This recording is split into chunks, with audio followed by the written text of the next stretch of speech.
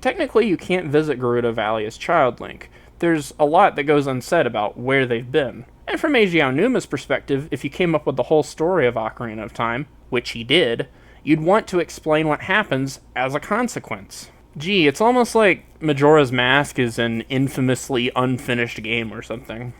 Weird. There is a pretty good video by Max Darrett where he talks about all the Gerudo's dark magic stuff, and how in both Zelda and in Ico, there's a focus of this dark transformation magic and body horror. But again, most of that is the bleeding edge of the fandom, and even he doesn't get into everything. These 5 Zelda games really aren't that dense with story, and like I keep saying, they explicitly tell you this stuff in dialogue. The way that Fumito Ueda approached the problem is that he set it up so that the dialogue would not be necessary. Aonuma's games still mostly required dialogue because of his background, but you can see, even down to the plot details, all of this is important, like how Ganon is taking girls to the Forsaken Fortress because they have yellow hair. Exactly how Ico is taken to the Queen's Castle because he's a boy with horns. These kinds of traditions of sacrifice to ward off evil are pretty essential to Shintoism, and I really shouldn't have to tell you that Shintoism is important to something created in Japan. So as you can see, Zelda's connections to Ico and Ico's connections to Zelda are not optional pieces of this analysis.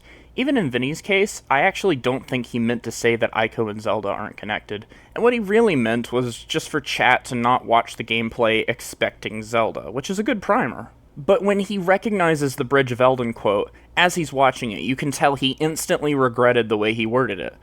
Although, why Vinny didn't notice the Lost Woods quotes from earlier, I have absolutely no clue. And he also didn't apologize after realizing he was wrong, he just turned it into a joke. This was an opportunity for him to share some actual media literacy with a crowd of 1,000 people watching live, and he passed it up. If you're a longtime Zelda fan, and you didn't know that it takes cues from the Ico games, I'm not going to say that that's okay, because I don't think it's okay. These ideas don't come from nowhere, and they're not meant to seem as if they do. The only reason Nintendo fans don't know any of this is because all their gaming experience exists in a bubble. I feel like right now in the early days of Switch, that's what you're seeing, is that there's people who have the Switch and are hungry for but games how many? to play. Well, how big is it? How big is the audience? Exactly. What is it? 2 million units? 2 million. yeah, is right, what 'cause that's what they wanted to hit by, launch yeah, would have yeah. been. So let's take 2 million units. Yeah. Right now, do you ever sell in 10% of the install base? Supposedly, Switch has a crazy attach rate with the Well, with that's because Zelda there's so few available. One of the highest IPs of all time, right? Nintendo first party will deliver IPs that the Nintendo audience is just frothing for, right? So they'll have the highest attach rate of any new console with their own specific IPs, Zelda and Mario. And get them to go get it in the same way like Limbo did. Where Limbo, hey, I'm only on Xbox, this is great. And by the time I got to PlayStation 4, everybody snapped it up. And I think it's a great comparison, and it's true. And how many cases will that happen for? No, really.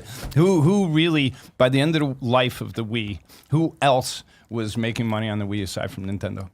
How many titles sold for the Wii that weren't Nintendo first party? Sure. Okay. So what happened?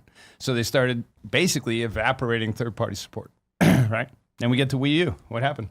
Same. No third parties, yeah. How well are other developers, first party, third party, indie, how well are they going to bring titles over? Not very well, because they're going to have to spend more time, energy, and effort to get it onto that console for an underpowered console that's going to have fewer units in the marketplace. And so they'll have an unusually high attach rate. Right. But what's the chance of anyone else after the initial launch, right? Because the first Well, now thing, as the store fills up, if there's only 3 titles available, Yeah. you're probably going to sell super high attachment rate, right? But as soon as 10 are available, how are you going to do? Yeah, As soon as 20 are available, how are you going to do? Which is really the metric, right? If you didn't make it day one, you're in the higher numbers of competitive stuff. So there could be some advantages for some people, but overall, it's going to add up to the same thing: smaller portfolio on the library. Period. At the end of the day, the catalog is going to be this when it could have been this. You would have thought that maybe if there's no games for sale on a network, if people have a hardware device, maybe they'd like to know that a game has become available. Yeah. So I was thinking that, in a silly me. Yeah. If you grew up with Nintendo, there's a good chance you never leave Nintendo, and more crucially, you never actually grow up. Instead of complaining that Skyward Sword was boring, what people should have said at the time of its release is how bold it actually was. And no, I'm not saying that out of any kind of bias or prejudice. This is one of the key things that holds video games back from being appreciated as narrative art. All of the art intellectuals think that video games are merely toys, and all the gamers are only interested in the toy-like qualities of the games they play.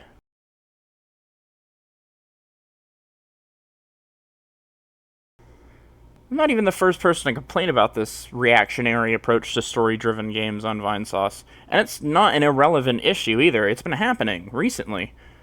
According to Vinny, he says that it's his fault and he wishes he gave Death Stranding 1 a better chance. But you notice his actions tell a different story.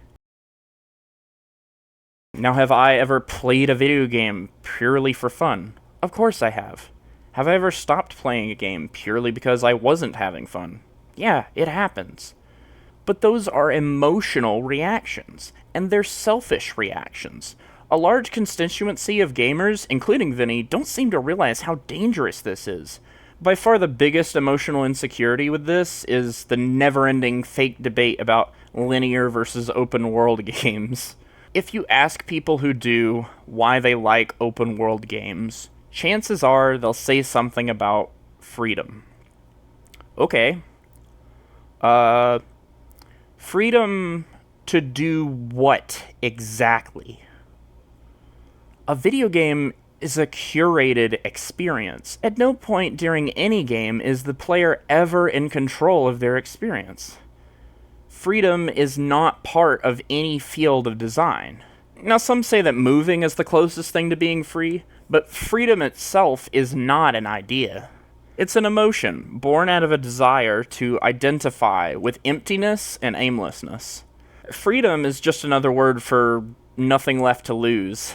Nothing is worth nothing, but hey, at least it's free. I mean, why would anyone think that removing level design makes a video game unique in any way?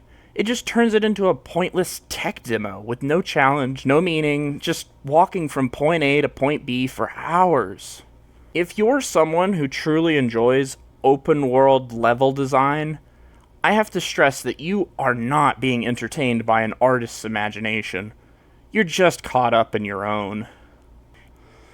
This desire to escape and to be entertained is inherently childish no matter what form it comes in.